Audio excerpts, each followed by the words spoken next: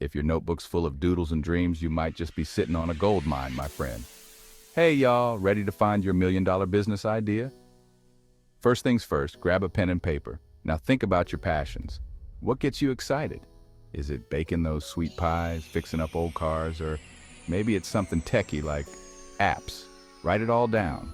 Next, look around. What's missing in your community or even in your own life? Could be that new gadget you wish existed or a service that'd make everyone's lives easier. Jot that down too. All right, now think about your skills. What are you good at? Maybe you're a whiz with numbers or you can charm the socks off anyone. Combine your passions, what's missing, and your skills. Mix and match till you've got something that feels just right.